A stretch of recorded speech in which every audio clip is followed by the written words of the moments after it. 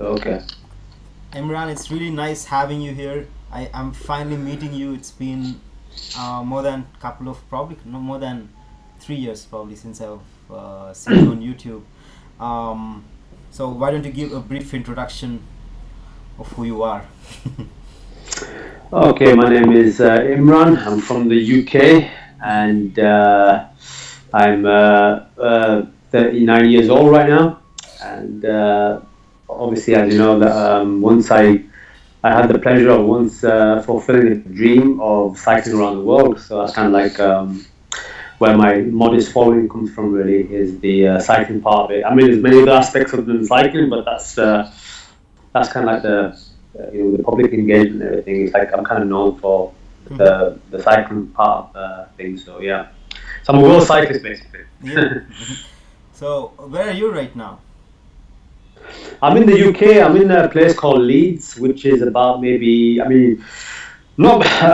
It kind of baffles me how quite a few people have not heard of Leeds. I mean, maybe maybe it's because I'm from here. But if you think of Manchester, which I know a lot of people have heard of, Mm-hmm.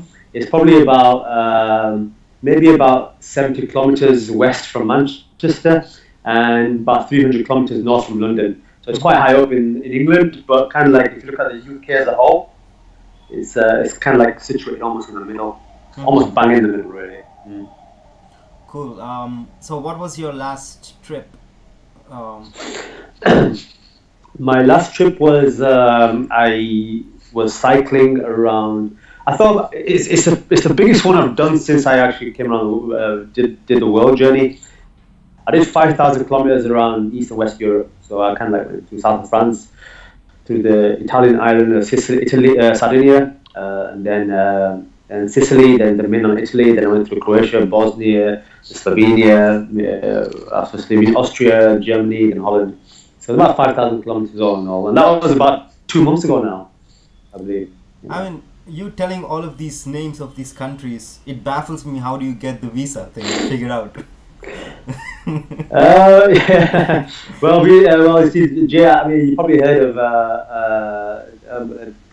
the UK. We're going through the transition of going into Brexit, meaning that we're going to break away from the European Union. But at the moment, we are in the European Union, Uh-huh. which means that going to these countries, particularly in Europe, is not a problem. It's not a case of getting your passport stamped. Up to Turkey, you're absolutely fine to. You have like free movement throughout Europe at the moment. Obviously, when you start going beyond Turkey, Mm-hmm. such as like Iran and then the Soviet Union and all those places, then obviously the visa becomes an issue.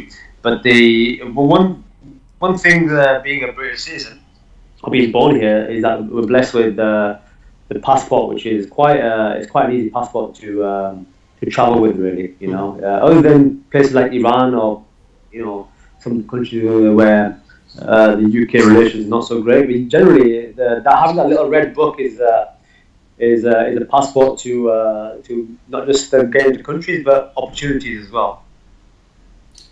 Is it like the most powerful passport in the world, kinda? It's one of them. It's definitely it's up there with one of them. Obviously, given the with some of the relations like it's not so great with like I think Iran and places like obviously North Korea is not so great with anybody. But other than that, really, I mean, there's only when I was going around the world, I only needed to probably get a visa beforehand before entering the country, maybe about 4 times. Mm-hmm. So one of that was Iran, then it was India, I did a visa for India, then China, then Vietnam. Every other country other than those 4 countries, I was able to pretty much. With America, you've got to apply for an e-visa, meaning that you don't.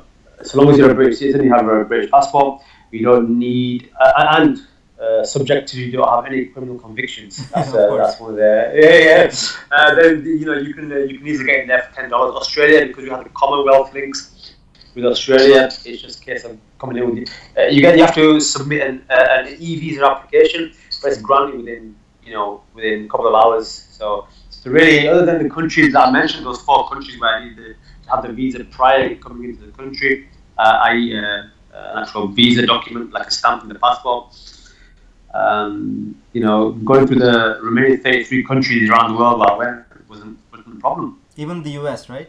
it wasn't a problem at The all. US, yeah, no, even the US wasn't a problem. Obviously, I mean, there's many stories I have to tell, but it became a problem because my passport was damaged. You see, when I was Mm-hmm. going through Armenia, when I was coming out of Armenia, they obviously looking at my face and seeing a British passport. It obviously rings alarm bells. Mm-hmm. So they opened my passport, and British passport we have is like we have like a photograph with our information, and it has like a plastic cellophane cover on there.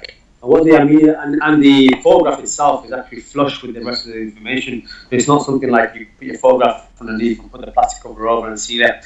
So what the Armenia did is they actually went into that. They actually separated the plastic Oh. from the paper, and that started giving me problems actually because Mm-hmm. the Armenian officials actually damaged my passport. Oh. But still, I managed to still get around with that. But it just proved a little bit problematic when I was entering places like China, which is quite hard to get into, you know. So I guess being a British citizen it has come into your favor as far as traveling all around the world. So that obviously. definitely, Jay, definitely. I have to say we are blessed in that sense that you know, had I been a world cyclist from India, Yeah. going around the world, starting from India, coming back, I probably would be much more problematic, you know, to do that, particularly trying to get entry into the US, Mm-hmm.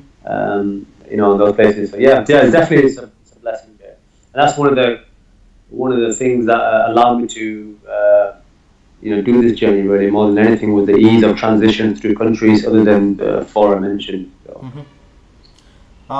Let's go to your childhood for a bit. I always want to know more about everyone's childhood. So, how was it? Where did you grow up?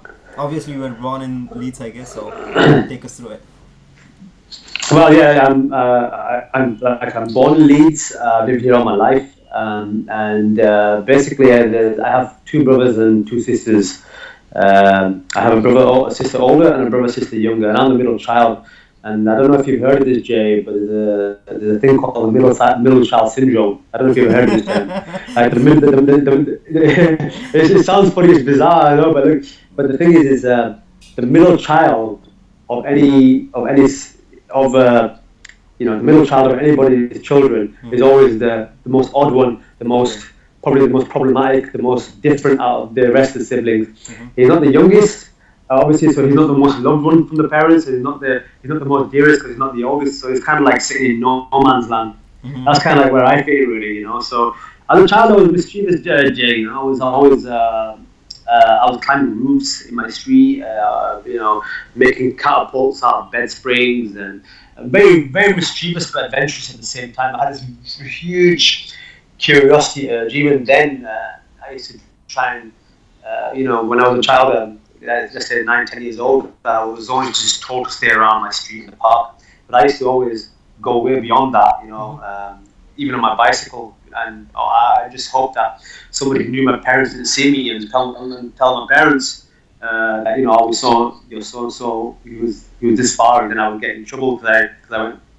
But you know, I was a very curious, mischievous child, and I think, and I got, obviously, I have the scars to prove it. Obviously, I got my knees and all scarred from childhood, and but it was a great childhood, I have to say, in the sense that, you know. I mean, I look at kids today and I think, man, you know, it's like everybody's so glued to their technology and iPads, and, you know, the childhood of, especially being here in the West, Jay, it's like, you know, it's almost gone, to be honest with you. It's like you don't recognize it as anything that correlates with your childhood, you know. I'm only generally speaking that you see that particularly more in the city. So yeah, so my childhood was, you know, like I said, I was mischievous, I was curious. Always going beyond boundaries that I was not supposed to go to, according to my parents, and that's kind of like the story of my childhood more than anything, you know. Where are your parents from? My mother's from Pakistan. My dad is from. My parents are from Pakistan actually. Okay. Although it's very close to the Indian border because we're from Punjab. But my father, obviously, you know about this, Jay. You know, during the British Empire rule, they took a lot of people from India before it was actually Pakistan, you know, before the division, and they took them to like places like Uganda, Kenya, South Africa, you know. So my father was like, even though he was born in Pakistan or India at the time, he kind of grew up in Kenya basically, and the rest. And my father was the oldest of all his brothers and sisters, and so the rest of my father's brothers and sisters were actually born in Kenya. My father was the only one to be born in Pakistan, Okay. and then at the age of 2, he lived in Kenya onwards from there on. Yeah.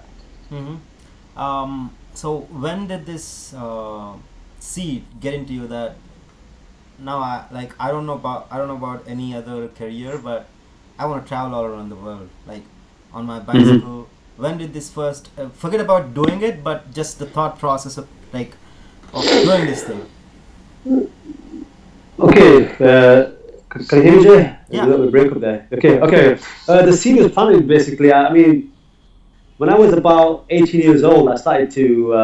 One thing I found was I was always confined in the same area. I never used to get out of the area for quite during my high school, And then one day it occurred to me, I was with my friend sitting on a wall watching the world go by, and I just said to him, let's just get out of this area. I don't know, let's just get some bikes.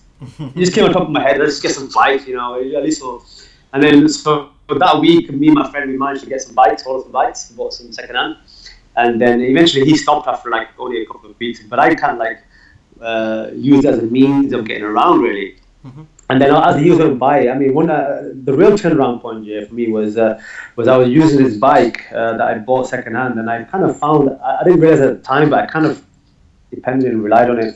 And then one day, what happened was I had to have a part-time job as a cleaner back when I was a teenager, and so one day I went to the city centre and I left my bike outside this shop to get a milkshake, thinking that it's an old bike, nobody's going to take it. And I came outside and my bike had gone after 6 months of being attached to my bike without realizing that I was so attached to it. And now that my bike is gone, that's when I realized, my goodness, oh my God, now how am I going to get around? It really made me realize how much I loved and depended on the bicycle, It felt like an extension of my arms and legs had been taken. So after realizing that, okay, I have to get into the bike because and then that week I took a small loan and kind of, like we do a mobile phone upgrade, I did a bicycle upgrade. So I had I got a better bike with more advanced gears and all that. And then from there, Jay, it just grew over the years. And then I knew I loved cycling back then. And then the real turnaround moment for the traveling part came in 2002, where I was just going on a local ride, maybe about 20 kilometers from here, and I passed by a village hall of this place called Arthington, which is probably about close to me here. It's a nice little village, and outside this village hall, I saw a bicycle, and I saw it packed. Like you saw my bicycle with bags at the front, bags at the back. I was like, it's like I've never seen this. I mean, like I kind of seen it before in like magazines, but I've never seen it in real life. But it was just a bike there. I couldn't see the person. I was like, oh, whose bike is this? It's unbelievable. I mean, his bike is so loaded. I think it's like either he's going far or he's come from afar. This guy's on a journey, even without me asking. I never saw the guy. But anyway, I waited a few minutes and the guy didn't seem to be coming out, so I kind of went on with my ride. About a few miles further down, I shot in the rain from another town, and then I was every Saturday I used to go up this very steep hill called Otley Shedding, where it's locally known as a very hard climb, quite challenging. And as I was going up there, I thinking about this bike that I saw earlier. Lo and behold, I see the bike there, but with the person obviously cycling. And I kind of pulled ahead of him and I said, "Oh, where are you from? Where are you going?" He goes, "Oh," he basically said he's from Holland, and that he's doing an 80-day tour around Europe, and this is like his 5th country at the moment. And I remember, so okay, well, can I help you? Can I assist you? Where are you going? He goes, "Oh, I'm just trying to find somewhere to camp for the night." I go, "Okay, there's a place to camp, but it's on top of this steep hill, and it's about maybe 3, 4 kilometers from where we are." And then I remember looking in fascination as we were both cycling up this hill, and I was directed to the campsite. All his luggage he had in his bike, and he was just there, sat on his bike and pedaling up. And I was like so fascinated. My goodness, I can't even lift his bike, and he's pedaling up this very hard hill. Eventually got to the campsite, and I said to him, "Listen, I'm really fascinated by this, and I would like to kind of do a journey myself one day. This is amazing. I mean, I like cycling, and I kind of want to travel, but I didn't know how to. Uh, I traveled before, but I wouldn't. And then I said to him, listen, when you finish your journey, his name is Willem, he's from Holland. So when you finish your journey, please get in touch and let me know. Because I would love to, stay in contact with you, perhaps even do a journey with you one day. And I kept in contact with him, and then and the following year, we were supposed to do a tour around Holland, but unfortunately, I had an accident on my bike where a car knocked me over, and I broke my wrist, so I had to cancel that. And then I waited for a few months after, and then said, you know what, forget cycling Holland, let's just cycle the leg run from France all the way to Vienna. It's more than 2,000 kilometers with about 26, 27 mountain passes. And that, you can see on my Facebook, Jay, it's 2000, if you look at my photo albums, you can see that in 2003, that Alp journey was my first ever bike tour. So it wasn't a small little easy one. It was like the hardest thing I could do at the time. And I remember cycling from Nice in France, which is right at the bottom southeast near Monaco. And I remember cycling from there all the way to Austria, across the French, Italian, Swiss, and Austrian Alps. Oh. And after that journey, Jay, that's when I came back home maybe a couple of months after that, and I thought to myself, well, you start to look at the map a different way. You never see in the same light ever again, because you've been there, this, what the topography map looks like, and you think, okay, well, if I just carry on going like this, and carry on going, I was like, okay, how far is from okay, it's about that big from Nice to Vienna. Maybe if I just go carry on going and get around the world, perhaps. I just kind of timed it in my head. And then, so what happened was, that was a dream, that was a seed, but me being me, I thought, well, that's just too big for me. I can't do something like that. That's just, maybe that's just something other people do. And then I was working in a call center, Jay, back in 2005, and this is one of those kind of jobs where you just want to jump out the window and just stay in your life. It was that depressing. God, man, it was so depressing. I know there's a lot of call centers in India. I always, whenever I have to call people, I always ask them how your job is. And I think there's one based in Hyderabad, where you're from, I think, And I think it's my bank's call center is where you're from. And I asked these guys, I go, this is how's India, man? It's like, how's it's like, it fascinates me, man. But anyway, I did that job, and after doing that, on my downtime, I used to browse the internet, and I saw this one guy called Alistair Humphreys, and this guy was, he was a local guy who was probably lived about 20, 30 miles from where I was from. So if you ever Google Alistair Humphreys, you can see he's got books and he's got a lot of resources on doing adventures. But his first ever journey was on a £7,000 student loan, and he went on the road for 4 years in this, and he was writing the most amusing, witty, amazing, fascinating blogs. And I remember reading that with fascination. And I'm reading that, being stuck in that call center, that's when I said, you know what, I'm going to cycle on the world one day. I've got to do it, man. It's just something I have to do. So that's where the seed came, and that's where the initial thought came. Okay, I'm going to actually do. It is my dream to cycle around the world. That's what I want to ultimately do in my life. How old were you then when that happened? The call center, I was 20. I was 25 at the time. Yeah, okay. I was 25. And the thing is, this year, that's another thing I want to say is like. At the time, and even then, I kind of never believed I'd ever do it, even though I had this dream to do it. But I always kept saying, I had this comfortable job, then I started working for the National Health Service, and I always said, one day I'll do it, one day I'll do it, one day. And then, one thing you realize is that one day never comes until you make it happen. And then a situation of circumstances in the future, dictated other things that made me actually do it eventually. So from conceiving the dream of actually cycling around the world, it wasn't until 8 years after that I actually got on my bike to actually attempt to go around the world. So it was a long time before the dream, the mentality, and then to actually get on my bike and to actually put it in reality. I guess that was very tough, right? That period of 8 years where you feel very uncertain and doing the job that you're doing and stuff. It was like. No, I got comfortable in my job, so really it wasn't in the forefront of my mind anymore. To be honest with you, I was just okay. I'm doing my job, and I'd like to do this one day. And then what happened was, and this is one of the biggest blessing in disguise for me actually, because I was comfortable in this job. Even though I didn't like it, I liked it for the first 3 years, but even then, everything has its limits. And so what happened with Jay is they were gonna, the country was having cutbacks. Government were doing cutbacks, meaning that in the public sector, so people who work for the council, people who work for the health service. So what happened was my job was up for review, and then they eventually told me that you're probably facing redundancy, you know.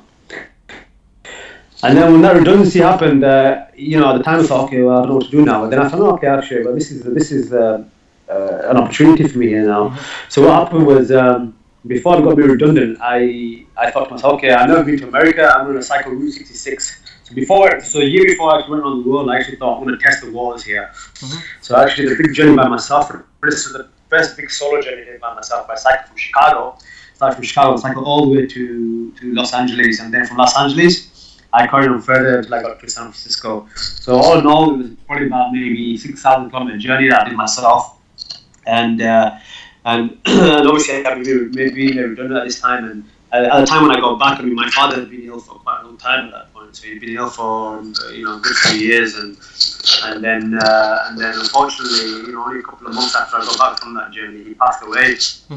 And that's when I realized. And after that, obviously, it was a tough time then after my father passed away. And then obviously I was in mourning and, mourning the loss of my father. And I didn't have, I was jobless. I didn't have much direction. And I was obviously distraught during the winter months.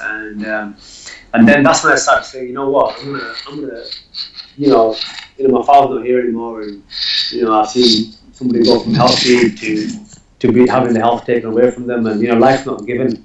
You have to take the most of opportunities and just grab it while you can. And that's when I committed myself. Maybe a few months after that, maybe in December of 2012, that's when I committed myself. I said, okay, right. Come summertime, I'm setting up my home and I'm going to attempt to cycle around the world. Oh. How old were you? So it was like a mixture of circumstances more than anything, Jay. Okay. I mean, it wasn't like had I still been working for the National Health Service, I probably would have been comfortable and still be saying, oh, one day I'll cycle around the world. And here I am, I'm 40 and I haven't done it yet, So one thing I want to say to your viewers is that, whenever there's that window of opportunity in your life, do it. And not just do it, but just create that window, because, you have to make these things happen because nobody meets you halfway in life, Can you adjust that microphone a bit because it's like getting feedback from your jacket and stuff? Oh, it's okay. Is that okay? Yeah, it's fine now. Doing these things, I've talked to one cyclist in India. He's in my city, so I don't know if you remember. So he has done this thing in India, and he got this Guinness World Record, and I don't know if he still has it, but longest cycling journey in a single country. I don't know the kilometers in it, but he was telling me that for funding that ride, it took him probably I don't know how, it was pretty expensive for him to fund that. So funding this journey is pretty expensive. So how did you figure that out? Because it's pretty expensive. Okay. Well, you see, Jay, from my job I had savings anyway, and I'm pretty low maintenance. Like I don't drive, I don't have a car, I don't have a wife or children. So that in itself gives me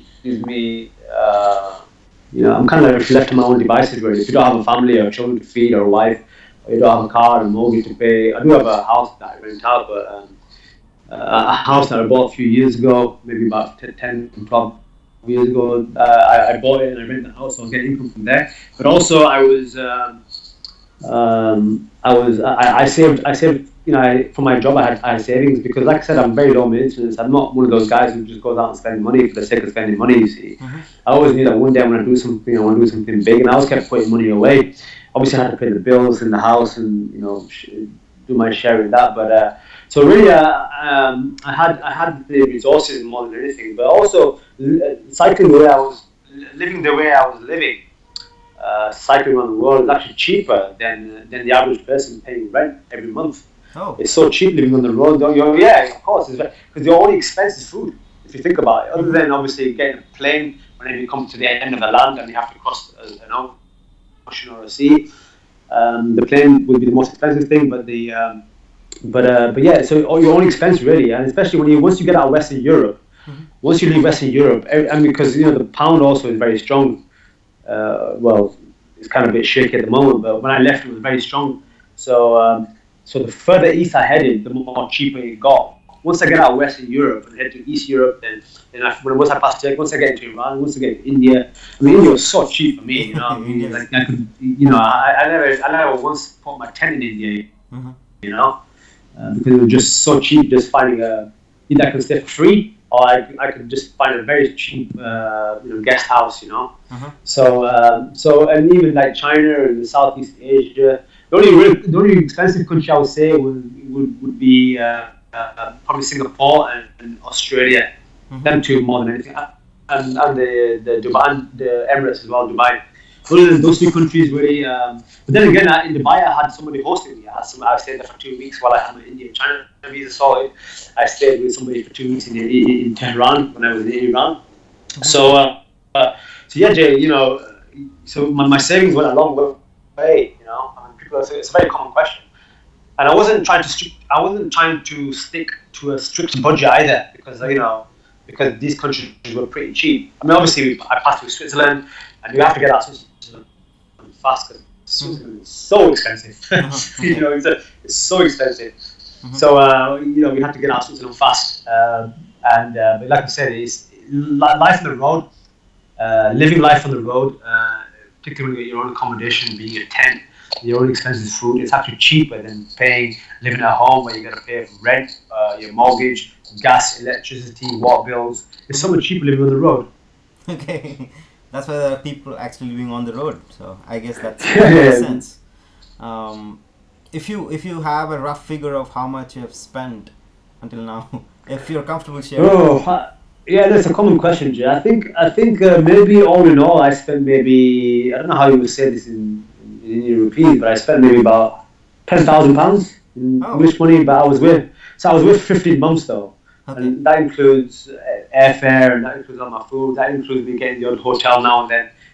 In America, I got a few. Sometimes I got a motel in America. Sometimes I get a motel if I don't want to camp or I couldn't find anywhere to camp. So really, but even then it's cheap because, like I say, that lasted me 15 months. Whereas if you want to be a student in this country, it's about £12,000 a year. Yeah. 1 year. And that world journey was like that. Because I never went to university. That world journey was my education. You cut out there for.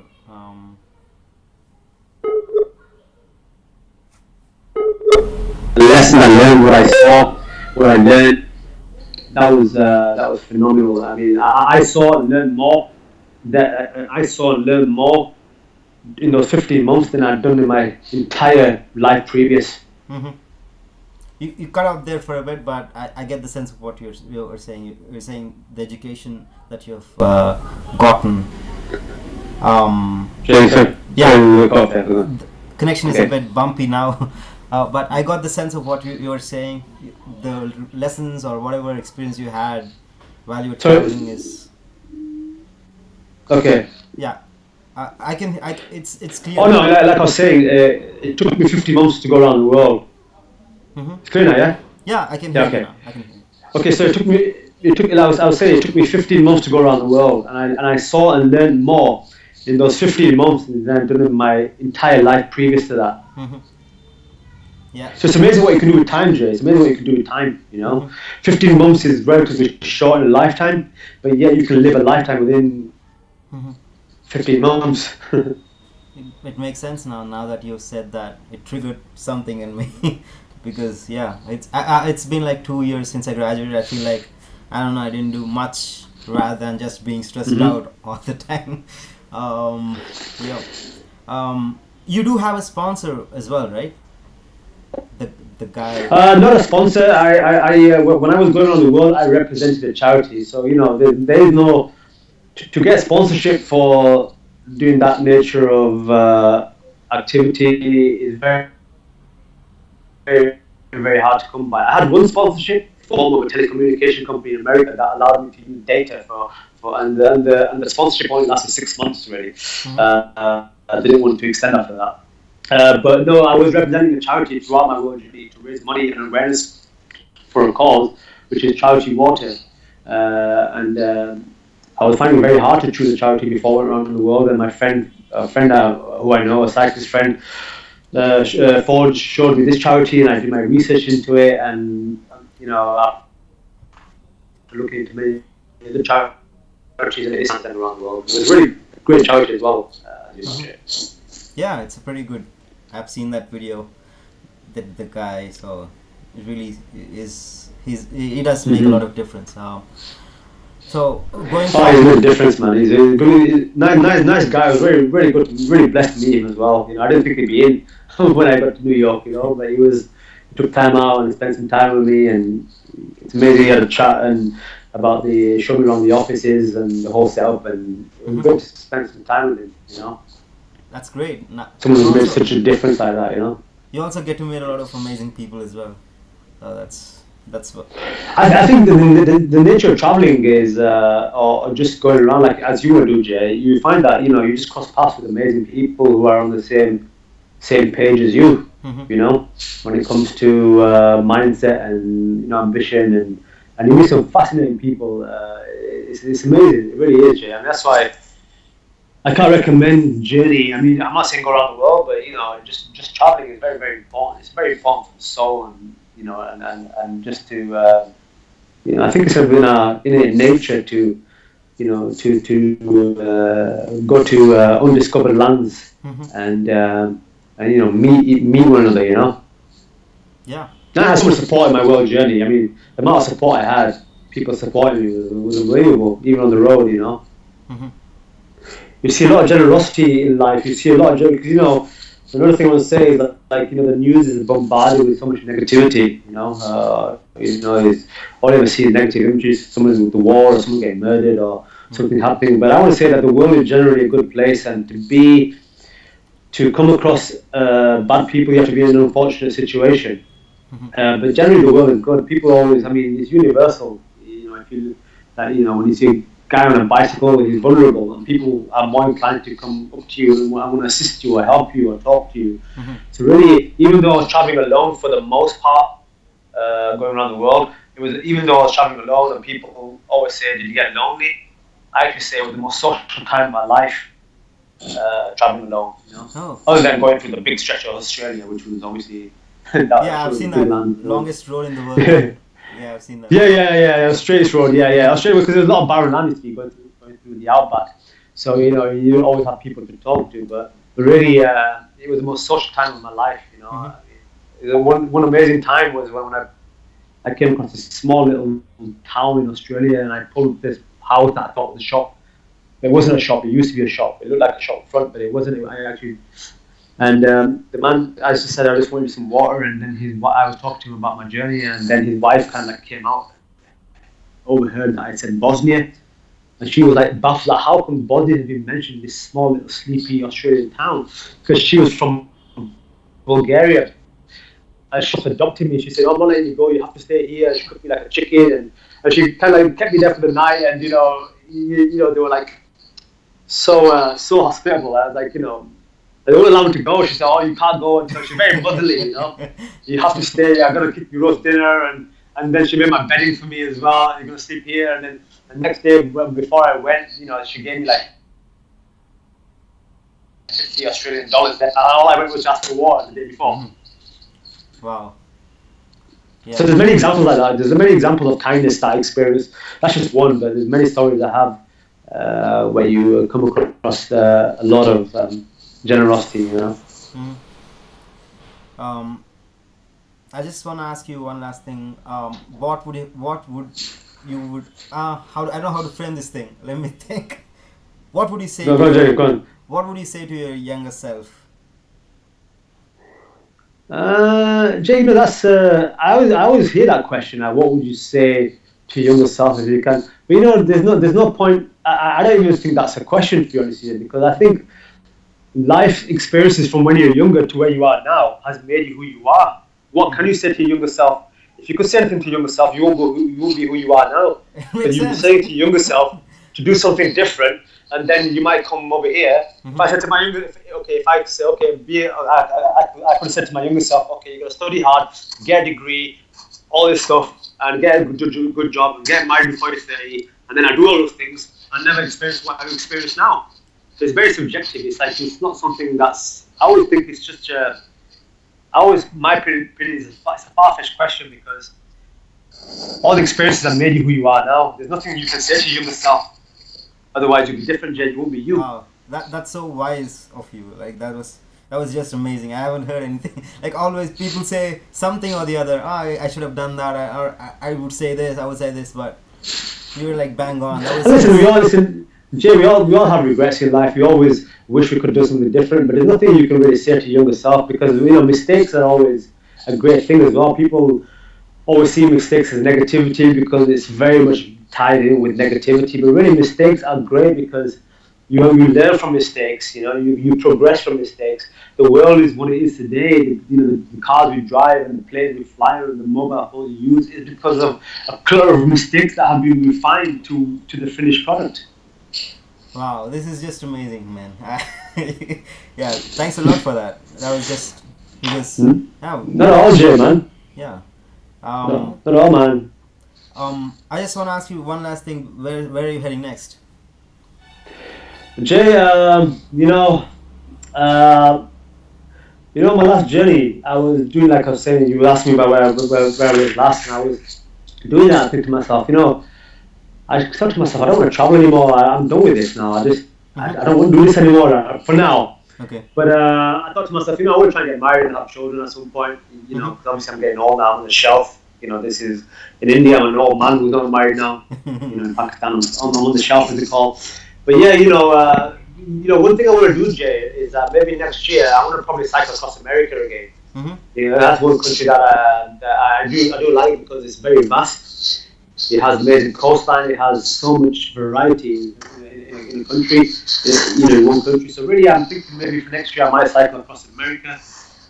But more than anything now, Jay, is my other direction is I want to help. One of my ambitions now is to help to be a volunteer in spinal rehabilitation unit. Is Mm-hmm. to help the people who have suffered from spinal injuries. And I kind of like all my interest is towards that now. Is kind of like giving back and doing that because when you do give back, you actually feel better about it. You feel better rather than always taking. So that's kind of like my next direction, Jay. Maybe do the odd journey here and there, Mm-hmm. occasionally. But once you be around the world, it's like, okay, what's next? Where you go now? Yeah. I'll think there's many countries I haven't seen, of course, and now I saw that's why I do. I just probably see some of my recent films. I do shorter journeys now and make small Mm-hmm. films out of those. So I kind of focus more towards doing smaller journeys and also working more with people. I don't mean with people in terms of like helping them with their banking like I used to before or with their financial. I'm talking about people who have been injured and trying to get them back to some form of normality. Mm-hmm. Sounds good. Are you gonna get married? I don't know, Jay, man. Maybe I could be Indian and find myself a wife or something, man. I don't know. Have to be a new connection there, man. Maybe I go to Pakistan. I don't know. Find something traditional. Because Jay over here, man, the women are too hard over here, man.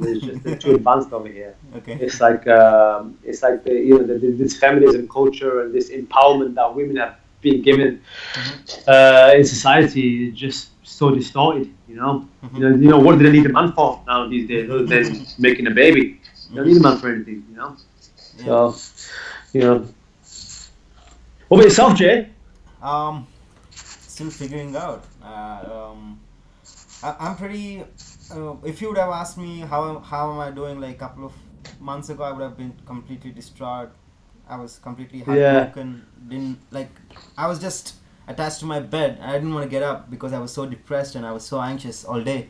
I wanna suffer anymore. But I feel like I've recovered now. That's probably the biggest Yeah. move. But I'm getting back to getting back to Mm. life now and trying to like move to Canada or something. Yeah, planning. Now, well done, Jay. You know, I did watch some of your stuff where you talked a lot about OCD and where you talked about depression and stuff like that. And obviously, you know, I thought, oh man, that's a harder journey than going around the world on a bicycle, man. What you're going through, because the demons in your head is something else, man. But I want to say, Jay, that you know, to conquer those, it's all about the mindset more than anything. Don't worry how people are perceived, because at the end of the day, when someone goes to sleep, nobody's thinking about you. Nobody's thinking about me. You know what I mean? You're your own person. You're your own entity. You know, it doesn't matter.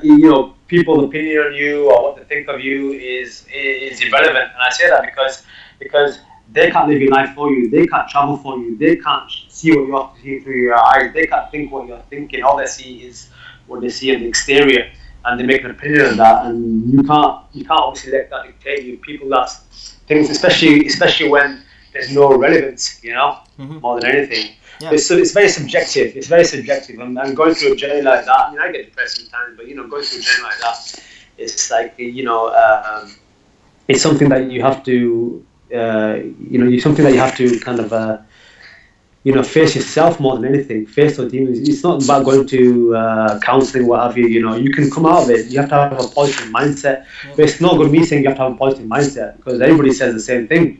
You have to experience the lows to experience the highs, Jay. Yep. You have to go low and then once you come out of that, you appreciate every little thing.